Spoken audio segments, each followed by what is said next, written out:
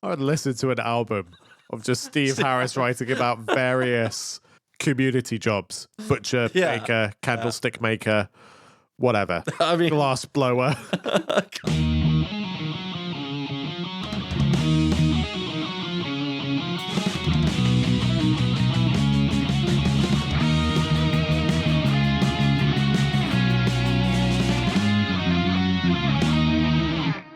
Hello, and welcome to Maiden Voyages, a podcast where we just continue to relentlessly march on talking about Iron Maiden's discography.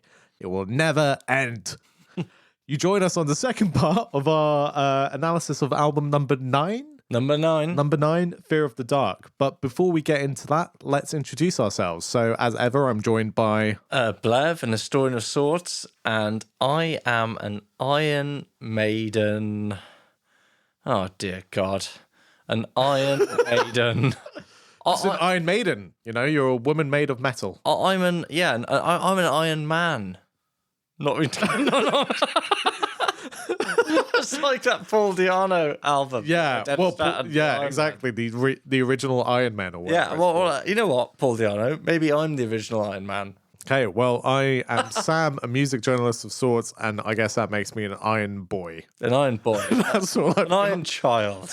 A mere Iron Maiden infant. Just a at the feet little of man. Scrap of metal.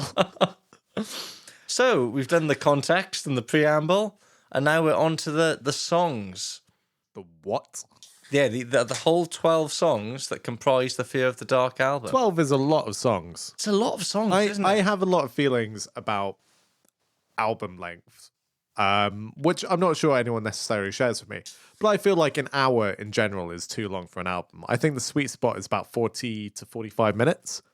And as soon as I see a 12-song track listing, unless it's like, I don't know, Iron Reagan doing 30-second to 1 minute long songs, I don't want 12 tracks of it. Get with the times, Grandad. CDs are here. You don't have to just do 45 minutes anymore. We've got a whole... But it's like that Jurassic Park quote from Jeff Goldblum where he's like, you were so preoccupied with trying to find out if we could that you didn't think whether we should. I've definitely butchered the quote, but... Little did we know he was talking about CDs. He was talking about the advent of CD technology and the effect it would have on album construction. Well, yeah, I imagine the length and whether that can be justified for this album will come up as we go on to talk about this. Oh, I got some views.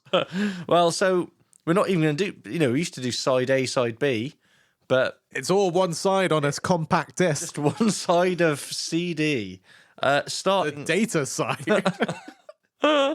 Starting with track 1, Be Quick or Be Dead. Thoughts? Of course, I'd be quick. Or be dead. Or be dead. Yeah, I love this song. What an incredible start to the album. I would put this in the pantheon of like Iron Maiden album openers. This is one of the strongest beginnings for me. Yeah. This is probably the heaviest thing Iron Maiden have done to date at this point. Yeah, or...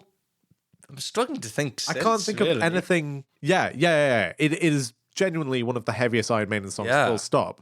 But especially at this point, it is such an incredible statement to start your album with something so aggy as this. Yeah. It's so fast and energetic.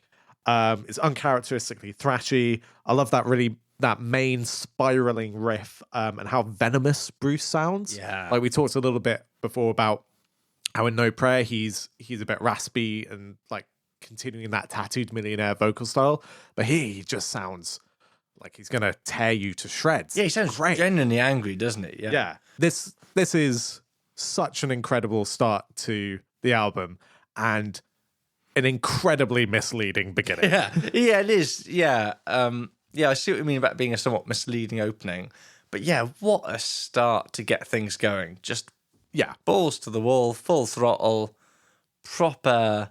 Yeah, like nothing we've ever really heard Maiden do up until this point. No. I mean, my dream album from Maiden at this point would just be at some point they discovered that actually in the early 90s they recorded a whole album of Be Quick or Be Dead. And it's coming out of the vaults. So basically you want Iron Maiden's Painkiller. Yeah, that's what I want. That'll be tasty. But yeah, no, it is such a strong opening. And Also interesting to note, it's a Dickinson Gers composition. Yeah. So Yannick Gers kind of sort of staking his place as like a genuinely great songwriter. Yeah. In the Iron Maiden family, for want of a better word. But yeah, like really strong as far as I'm concerned, and lyrically quite interesting as well because it's sort of a takedown of corrupt capitalism. Yeah. Bruce at the time particularly mentions Robert Maxwell. Anything about Robert Maxwell? I do not, because I am not a historian. Well, he owned the Daily Even Mirror. though I was alive at this point. Oh yeah, well you were 3. I was 3. I think you could be forgiven for not being abreast of current affairs at the age of 3. But yeah, so he in the interviews at the time he particularly mentions this chap Robert Maxwell, who was the owner of, I believe, the Daily Mirror, but a sort of business magnate who embezzled lots of money from his staff's pension fund, and then met a rather mysterious end when he fell off a yacht. But it's sort of quite odd circumstances. He fell into the sea. But it's interesting what you mentioned about it being thrashy, because I've seen interviews of Bruce Dickinson at the time where he does actually bring that comparison up, and he's quite quick to say, like, it's not a thrash song, but it's kind of almost there. And you wonder, and again, putting this as track 1, is this Maiden? Is this how we get the Anthrax fans? Well, yeah, but is this Maiden also a band who famously don't care what everyone else is doing because we're Iron Maiden, but also care a lot? Yeah, you're making a little bit of a point here that we choose not to do that, but we could do it if we wanted. But we're going to put it as the first track on our new album. That's a course correction from our previous dross. I mean, it's a big difference from Tail Gunner, the opening song from No Prayer for Dying, isn't it? But yeah, like an amazing way to get this album going. And I believe Be Quick or Be Dead, if you go back a few episodes, listeners, we did our Dream Maiden set list. I'm pretty sure this was in my Dream Maiden set list. I would love them to bring this back. Yeah, I think I might have put it in mine, but I can't honestly remember. I mean, I love this song though. Yeah, it's a great song. It's not been played since the Fear of the Dark tour, and you think, guys, seriously? No, it was never played again. It's a wasted opportunity. Yeah, come on, get this back in the set list. I mean, yeah, what a start. Yeah, and then the handbrake turn of track 2. So we did that. Yeah, so thrashy. Here we go into From Here to Eternity, to a sexy song about motorbikes. Yeah.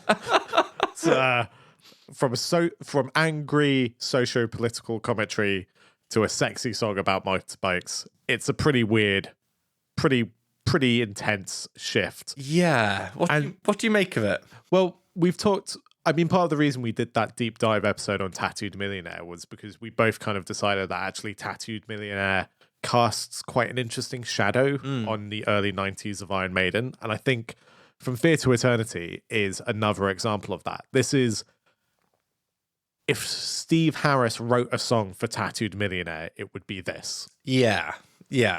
And it's really incongruous. It's not a bad song. It's quite a fun little AOR inspired track, but it's vapid and weird. Yeah. Look, I've got a theory about this, which is that Adrian Smith leaves the band, and someone's going to have to write the hooky songs. Yeah, someone's going to have to write the hooky hard rock songs. And Bruce really loves his Tattooed Millionaire stuff. Maybe if I just overcompensate. But this is it, right? This is a Steve Harris track. Steve Harris thinks, I can step up, and I'm sure he wants to write these kind of songs. He definitely has many more goes at doing these kind of songs. Yeah. I don't think Steve Harris really writes particularly good hard rock songs. Personally speaking, he's one of the best metal songwriters of his generation. Yeah. He can't really do hard rock. I can't think of an example of Steve Harris doing these kind of slightly AC/DC-ish hard rock songs that work. I quite enjoy this song. I don't dislike it, but it's like it's a lot of fun, but it is. I wouldn't say it's a lot of fun. Okay, no, it's a medium amount of fun, but it is just total B-side material. Yeah, I mean, I enjoy a gang vocal. That's always good. Not the first time we'll chat about gang vocals. Yeah, so From Here to Eternity for me, pretty weird. Yeah, and it was a single. Well, to be fair, in terms of like a song that's suitable for a single, this is it. Yeah, I guess so. It's just not good enough to merit. But yeah, it's not of the quality you would expect. It's fine. And again, we'll probably talk about, if you were being kind about Fear of the Dark, you'd say it's a very eclectic album. If maybe a more realistic assessment would be it's quite a confusing, jumbled mishmash of things eclectic going on.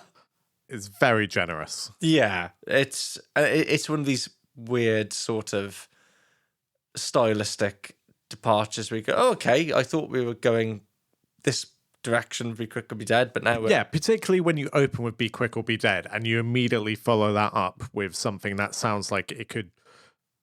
I mean, it sounds like it's not even good enough to be on the Danger album. No, yeah, So... it is lightweight, isn't it? I mean, it's very lightweight. But and also for the record, Danger are excellent. That's not a snide remark about Danger. No, I would never want anyone to think that, especially not Ted Polly, who I So- assume listens to this podcast. Sam has very religiously. strong feelings about Danger that you'll have to buy him a That'll be for my spin-off podcast. tell you all about them. and as if you haven't had enough gear shifts in the first 3 songs, we go from Be Quick, Be Dead, track 1, so from here to Eternity, track 2, into track 3, Afraid to Shoot Strangers. Yeah, which is a massive stylistic change again. Probably a more Maiden-y sounding song. Yeah. In some ways. I really like this song. Like lots of moody atmosphere to kick it off, lots of build up, and then it goes into quite a cool all-around memorable hook between some nice guitar leads and that sort of afraid to shoot strangers kind of like hushed chorus. But it's very long for a song that has 2.5, 3 parts. Yeah, but I love Afraid to Shoot Strangers. I think it's a good song, but I genuinely think it's a little long in the tooth, personally. I genuinely love Afraid to Shoot Strangers. I think it's just brilliant. Like the atmospheric, moody intro, building up to that. The lead guitar part, that I guess is the main chorus refrain, is one of my favourite Maiden lead guitar parts. And, you know, as an aside, I remember learning to play that when I was learning to play guitar and just feeling so pleased with myself that I mastered the... Yeah. It's such a great lead guitar part. It's definitely one of the strongest tracks on the album, I would say. Yeah, and I was super chuffed. Even if I think it's a bit too long, I still think it's high quality. Yeah, I was super chuffed when they brought it back for the Made in England tour as well.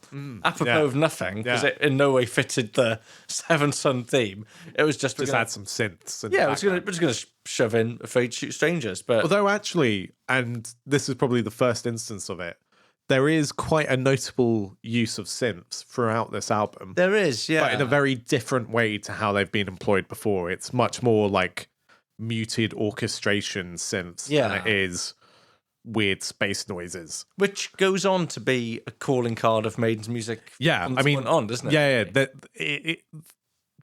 I think this song and a couple of other songs kind of set Iron Maiden's trajectory for like the next 20 years in terms of sonically what they're going to sound like. Yeah. As a weird aside, the version of the song I first heard and that I first fell in love with wasn't this version. There's another version? There's a live version that appeared on Best of the Beast, and they put out a promo video to go with it, but with Blaze singing the song. I could see his voice working really well for this song. It really does, yeah, it works really well. Trying to justify to ourselves the reasons to go. Should we live and let live? Oh, so I first heard this on Visions of the Beast with Blaze singing. Like a live clip of Blaze singing this that went along with the... Yeah, presumably to go for the Best of the Beast compilation. And it really suits Blaze's voice as well. I wouldn't say it's necessarily better than Bruce's version, but certainly not worse. Like works really well.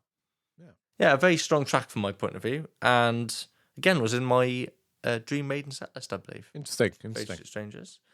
Which then takes us on to what I think is a very perplexing, sort of muddled middle section of this album. Yeah. Beginning with track 4, Fear is the Key. Oh, but before we get into Fear is the Key, maybe worth saying as well that, going back to Afraid to Shoot Strangers, I think it's actually one of Harris's best lyrics.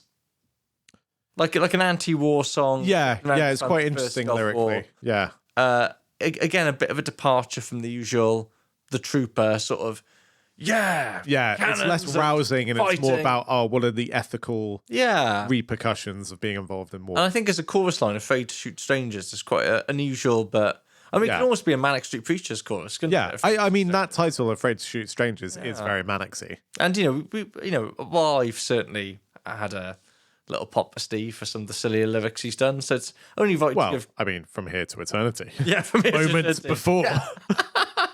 So it's only fair. Just a real stylistic shift lyrically.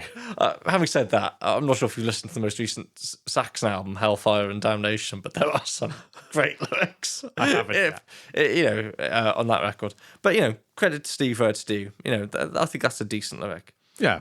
So then we get on to track 4, and I think it's important to note at this point, with this 4th song, we're now having a 4th different musical style. We still have no idea stylistically quite where Like this album it's just another Yeah. slightly abrupt shift, and I would say in many ways this is a totally new sound for Maiden. This song, Well, yeah, if better Fear for is the worse. Key is the song we're talking about. yeah, You'd Fear is say the that key. was Sorry, I off, should have yeah. said that. Like that opening slow march riff sounds more mystical than Maiden Yeah. typically go. It's very sort of Kashmir, Yeah, Babylon by Rainbow type. yeah, exactly. It's entirely that vibe. And the atonal verse riff kind of feels almost Black Album-ish as well. So you get like quite an interesting juxtaposition between them. Yeah. But it just doesn't go anywhere. No, not I think really. like it has an interesting mood and atmosphere. But I've listened to this album a lot at this point, and without my own meticulous notes, a lot of the time I couldn't tell you how this song goes. Like there's not that much memorable about it. No, there isn't. No, we do get to a chunk of the album now where, a lot of the stuff just doesn't really. It's just lacking proper killer hooks. To be honest, isn't it? Really, it's a little bit forgettable. Like you said, the sort of tone of the song, the style of it's interesting because it goes for that Kashmiri type, psychedelic almost vibe. The chorus is a bit flat. Yeah. Lyrically, though, again, Maiden coming into the 1990s, talking about 1990s issues, like, this song addressing the AIDS pandemic in a sort of way that some of the lyrics are, we used to be able to sleep around and now we're all afraid, Yeah. And also, again, musically, it has a really weird shift. I can't remember if it's like 2/3 in or at the end, where the pace picks up a bit. And like you have this sort of, I guess, sort of syncopated rhythm section with Bruce just doing these really loose, almost, I don't know, like soul infused vocals that just feel like they don't hang on anything. Yeah. And like almost feel a bit ad lib. And it's just kind of like you're throwing a lot of things at the wall here. Yeah. And all of them have fallen on the floor. Well, yeah, it's not a bad song, Fear is the Key, to me. It's not a good song.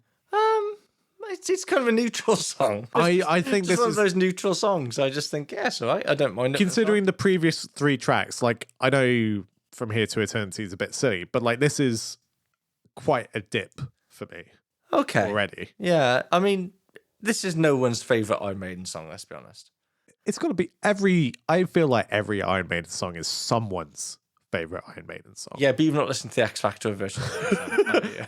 Oh, I've listened to it. I'm prepared. You haven't listened to Virtual 11, though. No, that's true. I will hazard to guess there are, if I can find that person who can, confirm to me they are clinically sane and say that these songs, this is your favourite Maiden song. I don't Future Real. I don't think that person exists. Hey, Future Real's a banger. Come Actually, on. Future Real is Yeah, banging. that's a legit contender. Going to track 5, Childhood's End. Now, this is where we get into very forgettable territory for me. Yeah. It's fine. It's very Iron Maiden by numbers. Like, it's got a nice intro, decent guitar line, classic Steve Harris stuff. I guess a slightly interesting chorus. I actually quite like this song. Okay. But you are right in that it's forgettable. Like right now speaking about it, I can't remember how any of it goes. No hope. No. Oh yeah, love. okay. Yeah. Yeah, go on. so I quite like the song. My main memory of it is it has a lot of cool guitar lines to it. Yeah, it does. Yeah. And yeah, I quite like that No Hope chorus. I guess that's kind of the chorus. Yeah. But yeah, I mean, what this song, I guess similar to the previous song, what this song makes me think of is end of Millennium Maiden. Like, this feels a little Brave New Worldy. Yeah, you know what? Dance of That's a Death really to good me. point. Yeah, there is a hint of that here. Yeah, like sure. it feels like some tone setting is happening for the 21st century Maiden that will happen in a decade from this Yeah. point. But yeah, it's not amazing, but I think it's a decent track. I thought it might be worth discussing this at this point because listening to this recently, I was struck by, particularly on Childhood's End, but it is a bit of a problem throughout the album, is the production. Like Nico's drums on that No Hope, it's just Yeah. kind of all toms and bass kick. It's all, I understand where they've gone with it because it is undoubtedly an improvement from No Prayer for the Dying. Yeah. But I think they've overcorrected. It's a bit overproduced, this album, for me. It's almost too glossy, too sheeny. Interesting. It kind of lacks bite. It's almost a bit AOR-y in places, the production. I would say, other than Be Quick or Be Dead, this Yeah. is a light feeling album. It is. And that's, you know, when you think this came out at the same year as Vulgar Display of Power by Pantera. Yeah, pretty different vibes. Yeah, or even the Bob Rock's production on the Black Album. This sounds Yeah. very light compared to sonically. But then also musically, I think the production style feels about right for these songs. Other than Be Quick or Be Dead, nothing on here is particularly heavy. no, well, I don't There's know. a lot of like moody melancholy. but I do think a slightly beefier production Yeah. would have really helped lifted this album. You know, beyond Yeah, the place where it's absolutely. in. I don't deny that. But I mean, a beefy production is not going to make up for patchy songwriting. Oh no, like don't get me wrong, like a beefy production from Here to Eternity is not gonna. I mean, to be fair, the production is very suitable for Yeah. Here to Eternity. It's good AOR production. Yeah, but I do feel like it doesn't do some of the other songs a massive favour. Yeah, I get what you mean. And this is an issue we will return to in much greater detail, I imagine, when we talk about some of the other albums that will Oh, follow this. But yeah, that's Childhood's End, I guess. Decent Maiden fare, but unremarkable. but we are in a weird middle section for this album. Well, for sure. Things are getting weirder because track 6, Wasting Love. Yeah. Oh, wow, really? Okay, go on. It's not a bad song, No, it's not. but it feels like Iron Maiden trying to do Bringing on the Heartbreak by Def Leppard. Ah, yeah. Like right down to the sort of twirly guitar leads and Yeah. stuff. Like it just feels a bit forced to me. And like I think the chorus is pretty cool and Yeah. like a really strong performance from Bruce. And again, I don't know if anyone else feels this way, but this again feels like another song that, in terms of the songwriting style, that chorus feels very 21st century Maiden to me. Like it feels Yeah, like it something does, that yeah. would fit on A Matter of Life and Death. Those sort of long ballady notes. But yeah, it's just it's fine. It's like a 7 out of 10 song for me. See, I quite like Wasting It's not Bringing on the Heartbreak. Oh, it's not so Bringing on the Heartbreak. Oh, and it's not even as good as what Maiden would go on to do, say on a song like Blood Brothers, yeah. which has a similar tone but is much better. It feels like executed. a stepping stone to stuff like Blood Brothers. Yeah, but interestingly, the verse, if you notice the sort of the clean guitars in the verses after that really nice melodic lead guitar intro, very similar to the opening of Son of a Gun. Very, very similar. Like Does Yannick have a songwriting credit on he this does. Well, this is a Yannick Bruce composition. one? Okay. Yeah, so it is very similar. But I quite like Wasting Love, and again, a real departure for Maiden because this Yeah. is, Maiden wouldn't call it this, but this is ballad territory, right? This is a power ballad. This is a power This is ballad, yeah. like an Iron Maiden tinged. It's a power love song about someone who's, thinking back about their promiscuity and wondering where it's got them and. Yeah. Well, actually, so last night I was watching the MTV special that aired from Donington 92. Oh, nice. So supporting Fear of the Dark and lots of interviews with Iron Maiden.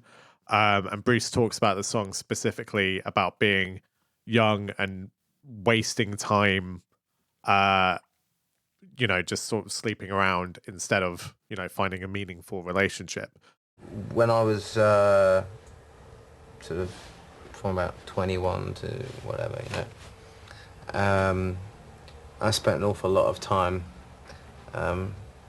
pursuing women, and because I'm in this particular job, in most cases it wasn't particularly difficult. And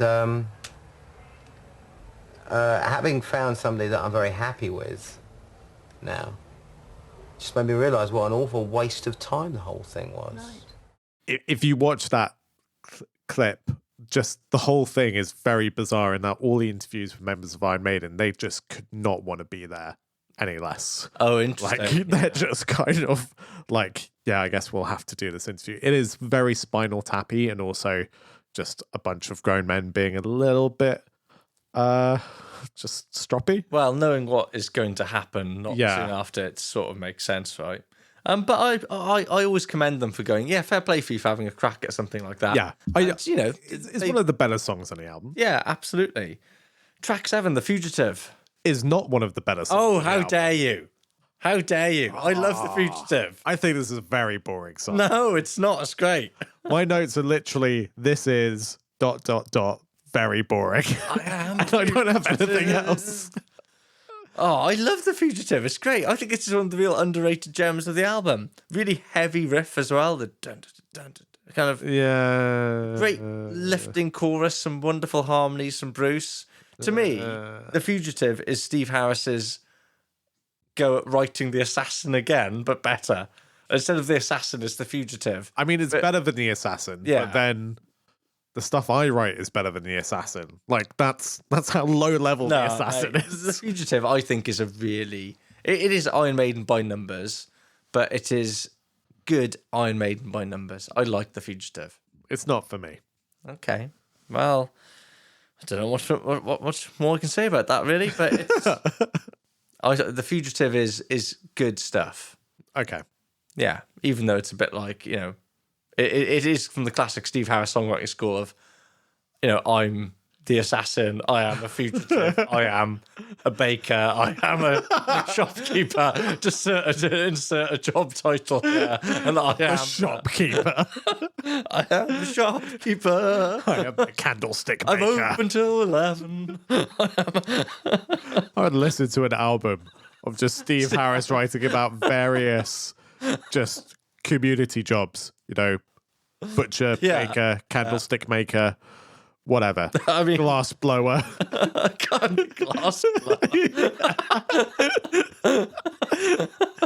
What other jobs could he do? I mean, personally, I'm waiting for him to do the marketing executive so that I can hear myself in a song. I would really like a sort of prog epic about the glass blower. His once noble trade has now been reduced to a profession for tourists, and he just sort of does demos, like sells them these sort of trinkets, and he thinks... Then one day, one of his glass creations comes to life, and he takes vengeance upon the community that wronged him. I think we've got a prog album in there. Yeah, right, yeah. Hold that. This is copyright now, because it's got out, right? Yeah. So, give me some weird time signatures, and we'll get right in. Yeah. None of you come for a glass blower idea. This is gold. Get music from the Elder. This will be music from the glass blower. I am really curious, though, to see what you think of track 8, Chains of Misery. I really like this track. Yeah, I quite like it. But I feel like I shouldn't like it. I know, because it is objectively bad. Again, this is another Tattooed Millionaire song to me, right? Like, the main riff has a real hard rock swing to it. I really like the verses. They kind of feel a bit like Iron Maiden does vaudeville. But then it goes into just a really upbeat, cheesy chorus. With again, another great gang vocal. That's quite unusual for Maiden. Yeah, I have to say, Iron Maiden do not know how to do gang vocals. No. Like, it's like they listen to a Skid Row album. It's like, oh yeah, we could do that. Let's just get some children and put them in front of a microphone and shout. It's like there's no impact to your gang vocals. It just sounds like 9-year-olds say "Chains of Misery." They need to get Mutt Lange in to sort that out, don't they? Yeah, Some like yeah. proper, But this is how you do gang vocals. But the song itself is great. yeah, no, it's quite fun, isn't it? And again, a totally forgotten. I don't think it's ever been played live. I can understand. Yeah. that, sadly, But it's good fun. Chains of Misery. It's got a real sort of swing to it. But again, carries the trend of this album as being a bit of a basket case stylistically of just we're going from like a sort of like a pinball machine just being rattled around this sort of like maze of styles of music. I think it's quite clear at this point. I mean, it was clear earlier on in the album, but particularly now, there is no flow to any of this song sequencing. No. It is just. But I don't. But you couldn't, right? It's so all over the place. I don't think it's. You could put the AOR songs together at the very least. I guess, yeah. And just have like a little AOR middle section as an interlude to whatever the hell else is on this album. But I think this would always be, a bit off the wall because, this is Maiden again.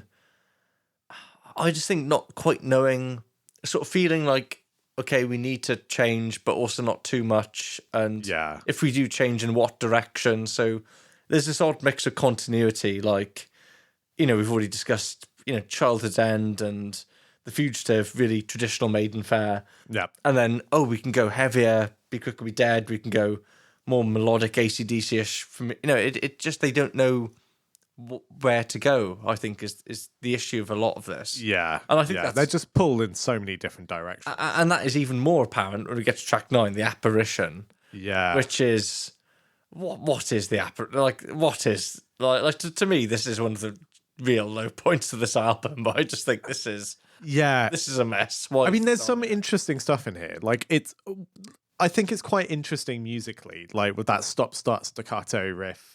That starts to lock into quite an interesting tight groove. And I guess we were talking before, I can't remember if it's this episode or the previous episode, but like we were joking about Iron Maiden trying to emulate something like Faith No More. And actually Bruce does kind of like a rappy vocal delivery to the song. That's quite interesting. It's interesting, but it's not good. But so I quite like the verses, but the song never does anything with it. No. And you get like this middle 8 section that's just like, here's a riff and some solos. I got solos for you. No chorus, no rousing, coders or anything. There's some cool moments in the instrumental section, but it's just, it just like feels like Maiden stumbling over themselves. I think somewhere in there is an interesting idea that they just don't deliver on. To me, I think the instrumental section is, you think, okay, this could go somewhere. To be honest, I think those sort of staccato verses, there's the da-na, da-na, Maiden will go on to use that refrain a lot over the next few albums. It just feels a bit lazy to me. It's just, anyone can just take power chords and just go da-na, da-na, da-na. Bruce's vocal is also kind of interesting, right? Yeah, like you said, because it is almost a hint of a Mike Patton sort of. Yeah. But it's I don't know, it leaves a bad taste in my mouth, The Apparition. It is a bit of a mess of a song. Yeah. For sure. I really find it incredible to think that they thought this was good enough to put this on the album. I mean, I feel that way about a lot of songs in this album. Even though they're not necessarily bad songs, I think they're so stylistically inconsistent that it feels like someone should have listened back. It feels like no one listened back to the whole album as a piece before releasing it. It's just like, these songs are great. Well, I was going to say that don't worry about The Apparition, because now we get Judas Be My Guide, which for me, I'm going to put it out there before you say anything, is one of the most underrated Iron Maiden songs. I might not go that far, but I do think it's a genuinely good song. It is. What it reminds me of is like that sort of palm muted quick rhythm riff that opens it. It's very like 80s Aussie, slightly dockeny. And you guess it in the choruses as well. And like it's a really good, memorable chorus. And it's intersected by a cool vocal performance from Bruce. Like one of his best on the album. Yeah. I'd say like this and Be Quick or Be Dead. I love his vocals on Be Quick or Be Dead. That's fair enough, yeah. They both sort of exemplify the two amazing things he's capable of, right? Yeah, but I think Judas Be My Guide does a really good job of him switching between like quite raspy and then this really melodic chorus. Yeah. You kind of get a nice range of styles. Yeah, this is a really strong track. Yeah, and also Dave Murray writing credit, which is quite, didn't realise that. quite unusual. Yeah, but I'm going to put this out there: the best Maiden song that Dave Murray has a writing credit on. It's not Charlotte the Harlot, so Oh come on, You could do one. This is better than Charlotte the Harlot. it's not as iconic. I don't think Charlotte the Harlot's that iconic. I mean, people know the song compared to this one. Maybe, I don't know. Well, I don't know. Just Be My Guide is one of my best underrated. This might be Maiden songs. artistically better than the song about demonizing sex workers. Yeah. But you know, And just what a chorus! Judas. yeah, it's a really cool chorus. whispers in the night. Oh, it's great. Love it.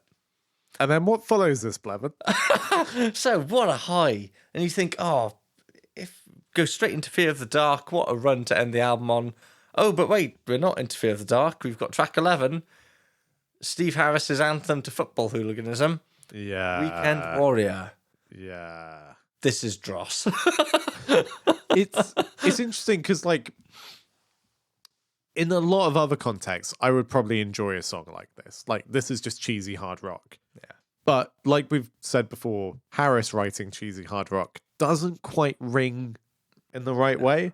And yeah, this feels like Harris trying to write Tattooed Millionaire stuff. Yeah.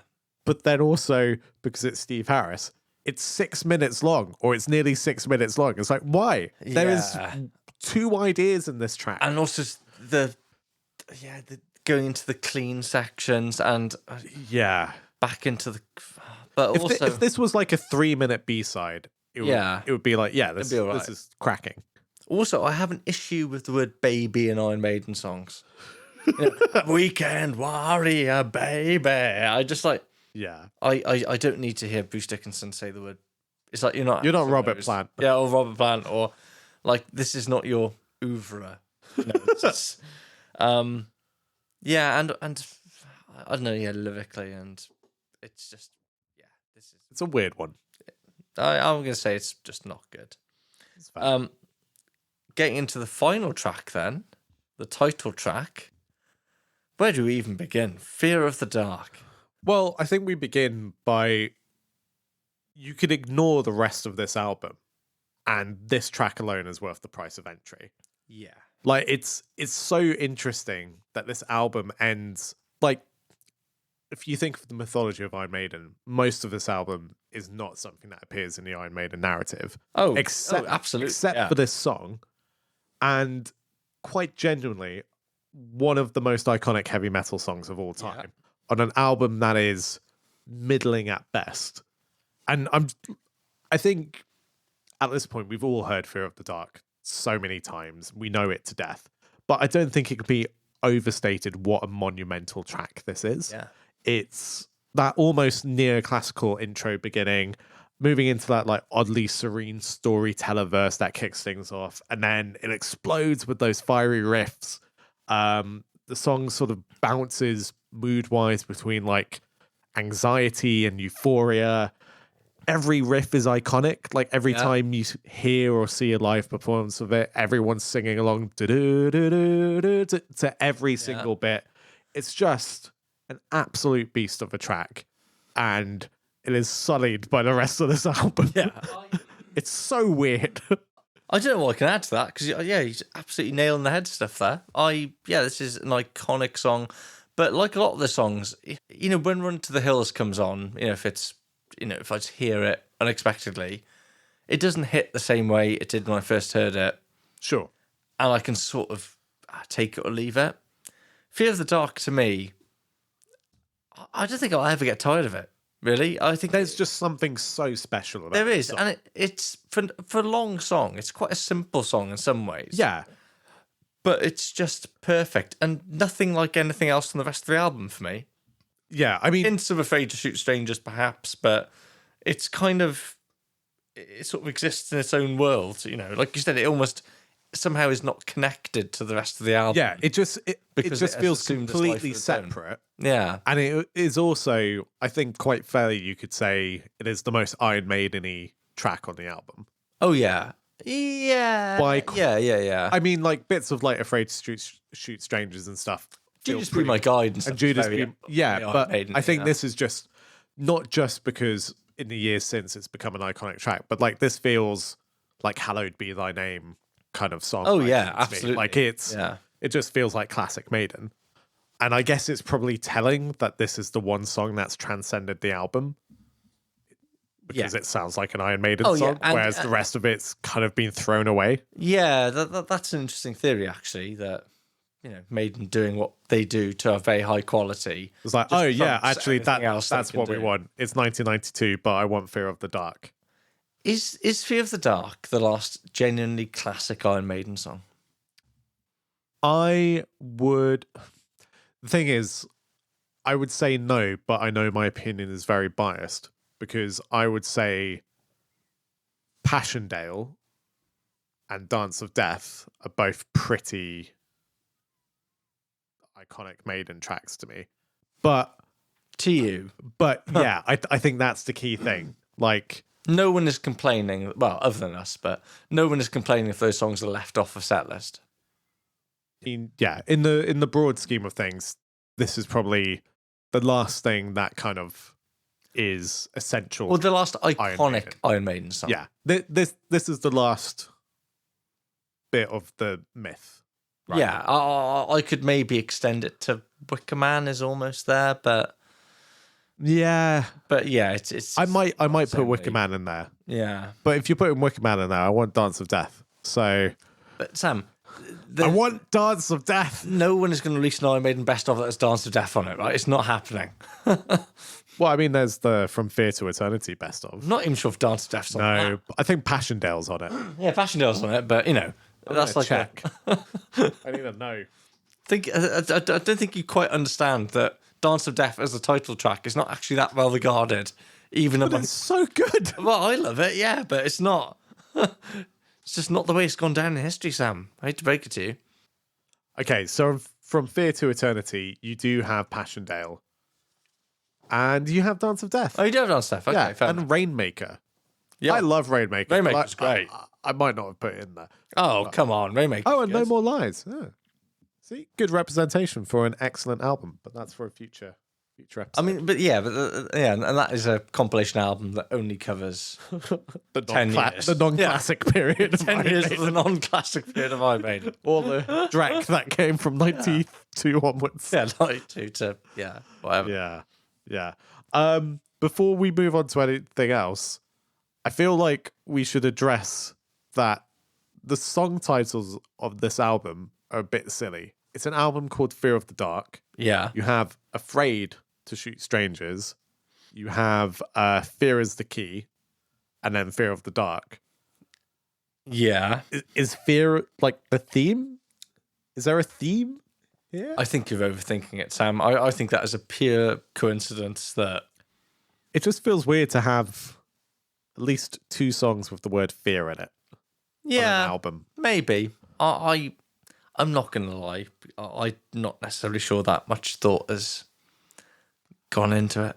I mean, I think that could sum up the album quite nicely. Yeah, well, but the thing is I think. Both not a lot of thought and too much thought Well, that's has it, gone isn't into it? this Yeah, record. because No Prayer for the Dying was an album where too little thought had gone into it. Yeah. And yeah, I think you're right. Almost too much thought had gone into this. And we will go on to have a look at the singles in a second, but just as we often do to sort of put this in its place of what's going on in the world of hard rock and heavy metal in 92, we've already mentioned Vulgar Display of Power by Pantera. This is also a post Nevermind by Nirvana world, a post Black Album by Metallica world. This is no longer, well, anywhere near approaching the cutting edge or even the zeitgeist, is it really? No, I mean, you had Dirt by Alice in Chains out in 92. Yeah. What an album. Yeah, what an album. But like, even on the softer side of rock, you have like Bon Jovi doing Keep the Faith. Yes, Even that feels like a good, sincere album. But interesting. Well, Keep the Faith is an interesting one, right? Because even Bon Jovi have realised this is a post-grunge world. You know, they cut their hair off, they lose the hair metal trappings. Stylistically, they moderate a bit more sincere, a little bit less silly. A lot of bands are trying to reposition themselves to try and accommodate this musical landscape. And I guess it's questionable how successfully Maiden do that, if indeed they are even trying to do that at all. Yeah, but also there are metal bands putting out big metal albums this year. Like, this is the year of Countdown to Extinction by Megadeth. Well, yeah, but again, that's like Megadeth's response to the Black Album, isn't it? Yeah, but it's not a grunge album on any level. Oh no, exactly. There's nothing grungy about it. But those bands are still kind of adapting to the.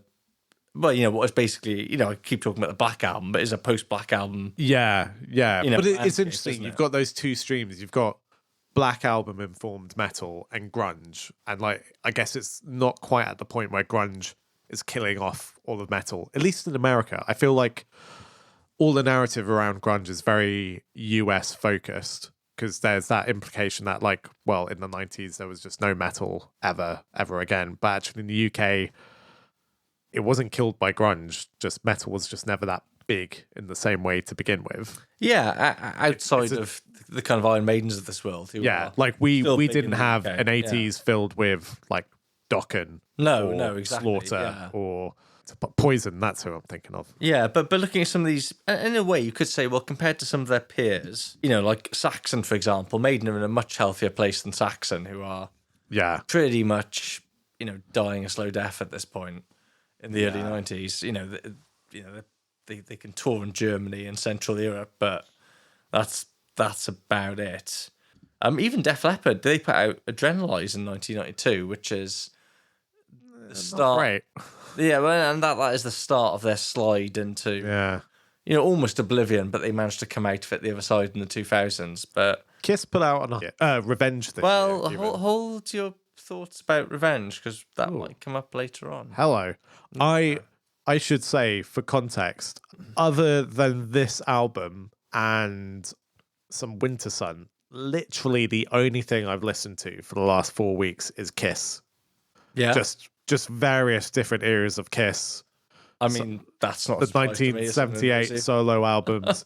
I have been on a real intense Kiss journey, and I feel like my taste in music has maybe taken a dive because of it. So take any opinion I have with a pinch of salt, because if it's not a 3-minute song about being a horny demon, I'm maybe not listening to it at the moment. He's checked out, folks. Not. So on to the singles then. So we've got the first single, "Be Quick or Be Dead."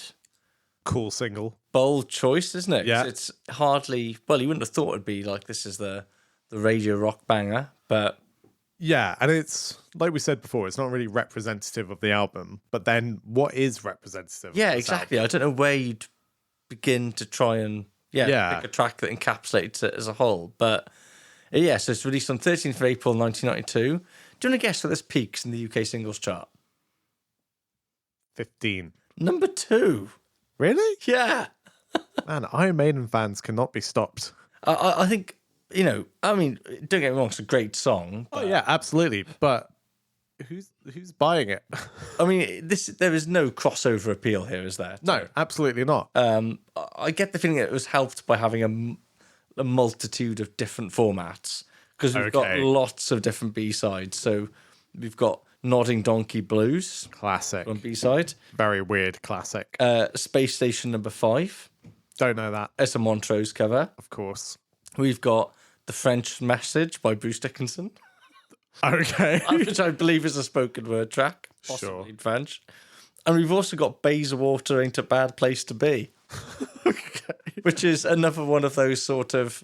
These are a lot of throwaway B-sides. But they've released almost an hour's worth of music. I mean, arguably some of the songs on this album should have been the B-sides, let's be honest. Absolutely, as we've said before. But Bayswater Ain't a Bad Place to Be is basically 7 minutes Bruce Dickinson doing spoken word over a blues track. And it's like one of those Rod Smallwood diss tracks they sometimes do where Yeah, like Sheriff of Huddersfield. Yeah. Huddersfield. So it's just Bruce Dickinson sort of going for about 7 minutes, pretending to be Rod Smallwood. Oh dear. Yeah, it's amusing for about the first minute. And then you're a bit like, Doesn't need to be 7 minutes. yeah, okay. That's a very much an in-joke kind of track. Yeah. Yeah, one for the completists, I would say. And then we get a few months later, we get the second single, From Here to Eternity. Okay, which makes sense as a single, but again, is not representative Yeah. of an album that can't be represented. Interesting to see how it performs, though, because it's released on the 29th of June, and it only peaks at number 21. Yeah, because it's not a great song. But no, but At least Be Quick or Be Dead is a great song. that's quite poor for Maiden singles. Yeah. You know, they can usually bankably get in the top 10, and they're not even in the top 20. Yeah. Doesn't help by the fact that it doesn't really have a proper cover. It's just a sort of still from the music video. Oh. And the logos, there's no great rigs artwork or anything. Again, B-sides quite perfunctory. So Roll Over Vic Vela, which is a spoof of Roll Over Beethoven. Beethoven. I think, Vic Vela was a roadie for the band, maybe. Oh, okay. These in-jokes don't translate that well. Yeah. It's like, unless you remember Iron Maiden, you don't really know what the hell's going on. Exactly. But there was a Budgie cover on some versions as well. A cover of I Can't See My Feelings by Budgie. Oh, that's interesting. Yeah. So, I mean, yeah. Hopefully be a nice little paycheck for Budgie, Yeah. who I probably hope need so. them at this point. Yeah. Budgie deserve every penny, I'd say. Yeah. Good Valleys proto Old metal Berg band. Shelley. Yeah, sort of kind of very evangelical Christian Burke Shelley as well. Really? Yeah, he talks about it quite a lot. Yeah, and when he pops up in those metal docs, he's big into God. And now, And for legal reasons, to clarify, not bigger than God. no, not bigger than God. Big into. into God, Jesus, the Christian gods. Those are his favourite ones. No time for Vishnu, Shiva, Nah, Ganesh. they haven't heard of Vishnu Tidwell Sam. They don't know what that is. No, South Wales has quite a big Indian community. Anyway, now the third single. Now I always presumed this was just a single, right? Because we've already established Maiden got the guy who directed Smells Like Teen Spirit to do the video for it, Wasting Love. And so it's quite a big production video by Maiden standards. Yeah. We were talking about Wasting Love, of course. Released 1st of September 1992. It was only officially released as a single in the Netherlands. Why? Why would you put all that budget into making a video? if I you have weren't no gonna release idea if the record company pulled it or... it? Yeah. Or what? Because I was trying to find a chart positioning for it. And I was like, where did it chart? And I couldn't find anything. And I went to the UK official chart website. And I was like, what's the week it came out? It's not there. And yeah, it was only ever released as a single in the Netherlands. But to what ranking does the UK chart archive go? Like, is it possible this just didn't chart? No. But I did more digging and found out. Okay. Discogs the whole way. It only Fine. came out as a single in the Netherlands. That's so strange to have made a music video. Yeah, really. very odd. And you can't help but wonder what happened there. Yeah. Doesn't quite make sense to me. Yeah. But yeah, and Wasting Love. Well, I think it sort of went out as like a promo for American radio and stuff as well. Okay. Yeah. Which maybe helps explain the video. This was made maybe trying to Try and get the US recapture the US market a bit. Yeah. But yeah, so we get 2 to 3 singles, depending whether or not you live in the Netherlands. Those lucky Dutch. Oh, lucky fellas. Yeah, so let's have a quick little recap of the reception then. So as usual, at MaidenPod on X Twitter, we're going to hope that someone does us a solid here and Finds a contemporary review. finds that posts it Kerrang for us, review because does our job for us. yeah, Thank 'cause you. You're I much couldn't better. find any. So again, I'm going off the sort of retrospective rankings. Okay. Okay, so how this album has been perceived subsequently. So Kerrang ranking the Maiden studio albums put Fear of the Dark at a very healthy 8. What? Yeah, so it's the 8th best Maiden studio album. They are the outliers. Kerrang are very much out on their own here. That is. Yeah, that is punchy. Well, because we've already spoke about. I guess up until this point, it would be our eighth. Not giving too much away. Sure, yeah, maybe. Yeah, probably would be our eighth up until this point. But there's like 10 more albums after this. Yeah. Louder, so Metal Hammer, classic rock. Now we're getting to the general consensus. Put this at 14th. That makes more sense. Out of about 17th. Yeah. 17. Loudwire, again, going with 14. Okay. Stereo Gum, going 15. Not rating it highly at all. I also was kind of intrigued by the Stereo Gum positioning. Whoever did this for Stereo Gum has a real bee in his bonnet about the song Fear of the Dark. I'm just going to quote a little bit of what he says about it. Okay. Hates it. He says, on the title track, and those lyrics, Fear of the Dark, I have a constant fear that something's always near. For fuck's sake, Steve, it was a moment where a band, best known for being uncompromising, instead pandered to their audience. What? He goes on to say things about this is the man who wrote the Rhyme of the Ancient Mariner. Really doesn't. I mean, he didn't write Rhyme of the Ancient Mariner. Let's be clear. Like, But yeah, those lyrics well, are the song. heavily copped from something else. Yeah, but he does not like the title track Fear of the Dark. Stereo Gun, man. I feel like that's a. I mean, sure, they're entitled to their opinion, but what they're missing is what works really well about Fear of the Dark is it's quite simple. Like, it's tapping into quite a primordial feeling of literally, just feeling unsafe in any context, walking in a park late at night or whatever. I mean, I'll be walking home tonight, Sam. Exactly. On the mean streets of Cardiff. Going Down. Fear of the Dark. I mean, down the brightly lit city road. I think you'll be fine. Fear of Getting your the kebab dark. on the way back, chomping away. But it's, that's a weird take. Yeah. Sorry, Stereo Gum. We don't value your opinion. They said they're entitled to their opinion. It's just wrong. That's what you said, Sam. This is what I'm saying. So, those are the singles, the reception. The album charts now. Where does Fear of the Dark chart in the UK? It'll be like 5. It only charts at number 1. What? Yeah, it's Maiden's third number 1 album. After No sense. Yeah, tell me about it. But it does chart at number 1. Yeah. Why?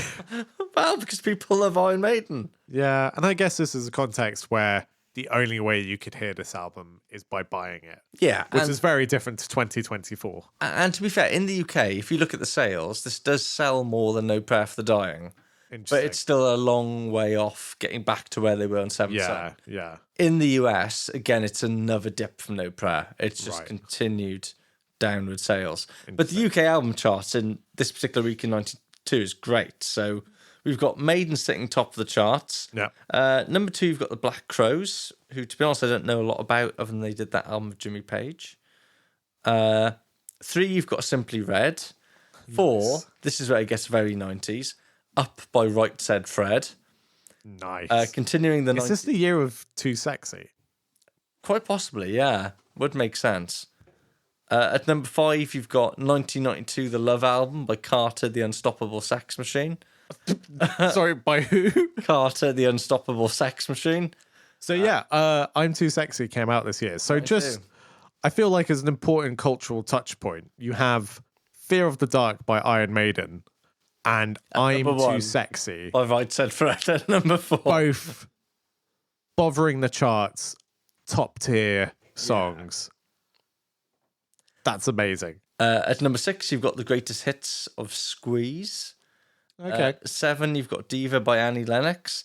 8, getting pretty good now, Hormonally Yours by Shakespeare's Sister. That is a great album. That is genuinely a great album. I mean, obviously Stay is the standout track, but there's a lot of good stuff in that album. 9, you've got ZZ Top's Greatest Hits. Nice. 10. I feel a bit weird about Greatest Hits being in there. Well, I'm not sure if they are anymore. No, I think the Greatest Hits are, but compilations aren't, are they? But 10. Also, I feel just going back again to Annie Lennox being in there. Yeah. So this is the same year as Walking on Broken Glass, another absolute pop banger. This is a weird chart. Well, wait till you get to 10. It's a weird cultural touch. Because also released this week, not doing as well as Maiden. At number 10, Revenge by Kiss. great album. Just makes Well, it top half 10. of it's really great. Yeah. There's a few highlights to pick out from the top 20. So number 11, The Power of 10 by Krista Berg. Sure. Great. Number 14, We Can't Dance by Genesis. Nice. I mean, what a record. Yeah. I mean, obviously that had peaked at number 1. It's been in the charts for 27 weeks at this point. Also at number 17, again, had peaked at number 1, been in the chart for 4 weeks. Wish by The Cure. Oh, what And purely for you, Sam, at 19, it's been in the charts for 48 weeks, peak position of 12, but now down to 19.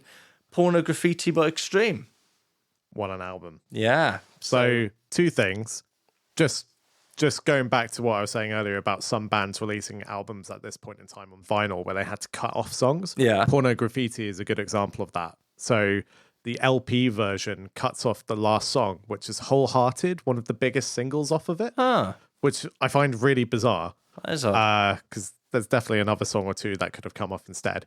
And then you mentioned Revenge by Kiss being in those charts. Revenge is quite an interesting analog to Fear of the Dark in that, I mean, it's a much older band than Maiden, but like they're clearly trying to tap into a little bit of that sense of like, oh, music is more aggressive. We're going to be a bit more aggressive. Like it opens with Unholy, which is a really misleading song for the rest of the album. The rest of the album's like pretty decent hard rock, some rubbish on there, but like it's a good album. But like Unholy is just a really good heavy metal song, and it's clearly Kiss trying to opening the album with that is clearly Kiss trying to do what Maiden did with Be Quick or Be Dead. Yeah, just The two of them are trying to be like, we could be Pantera. yeah, it's an interesting, sort You of comparison can't, there. but Right, bring it home, Sam. Man of the match. I mean, I guess maybe Yannick, just because he's had a good songwriting contribution, but I also think everyone should feel a little bit of shame. Oh, So Christ, I'm a bit worried when it gets to the ranking here. Well, I'm actually going to say Bruce. I think he delivers some amazing vocals in this album. yeah, think there's a he lot of kind good of vocal performances. Realizes, again, he's experimenting a bit with No Prayer for the Dying, and I think he finds a real sweet spot with Fear of the Dark. Yeah, His voice is really good. Yes, it's another Bruce for me, not the first time. Now, Best of the Beast, Worst of the Rest. So your worst track first, please. it's I think maybe Fear is the Key. Okay, yeah, I understand that. I mean, for me, I was going to say definitely. It's between The Apparition and Weekend Warrior, but I'll probably go for The Apparition because that's, to me, Yeah, that's just I think The song. Apparition would have been my second choice. But your Best of the Beast? I mean, it's going to be Fear of the Dark. Yeah, It can't be anything else. What's your best if it's not Fear of the Dark? well, I want to be a bit contrary and choose Just Be My Guide because I thought you genuinely might love say You that. Just Be My Guide. So my second would be Be Quick or Be Dead. Yeah, Which, see, from this commentary we've just been having, is obvious. I mean, to be fair, actually, when I think about it, it's like, it could be, on any given day, it could be Afraid to Shoot Strangers, it could be Quick or Be Dead, it could be Judas Be My Guide. But yeah, it has to be Fear of the Dark. There is half of an incredible album here. Yeah. Like Judas Be really My is. Guide, Be Quick or Be Dead, Afraid to Shoot Strangers, Fear of the Dark. Those 4 songs alone I mean, and are like great songs. and there's perfectly good stuff like Chains of Misery and, I'd throw in The Fugitive and Wasting Love. As the not top tier, but decent tier stuff. But yeah, Fear of the Dark is, come on, let's not be silly. So, rating and ranking, a score out of 10, please. I'm going to give it a 6, I think. Because if just looking at my previous rankings, I gave Killers 6.5. Maybe this is a 6.5. I enjoy it in a similar way to I do Killers. Like there's some fun stuff and some weird but interesting ideas, but it doesn't come off. See, now, I'm actually going to give Fear of the Dark a 10. No. I would end the podcast if you were doing that. But I am going to give it a 7. Okay. Um, I'm going to stick with my 6. yeah, I that's think that feels fair about enough. right. This isn't a consensual agreement. We're allowed to have different scores. I will, because I believe I gave Killers 7.5. You did give Killers 7.5. And yeah, to me, this is I mean, they're such different albums. It's quite hard to compare. Yeah, it is apples and oranges, but I think quality-wise, Killers is just a touch. Oh yes, it is. Yeah. Yeah, like I enjoy Killers more, but this, a 7 sits well with me for this. Like, Okay. because a 7 to me is a good album, Yeah. a good, albeit maybe flawed album, but this is a good. Like, I don't actually, I can't hand on heart say No Prayer for Dying is a good album. I can't. No. I can say this is a good, albeit flawed album. I say this is, net good, but it's pretty mixed. So 6 to me is like, there's enjoyment to be had here.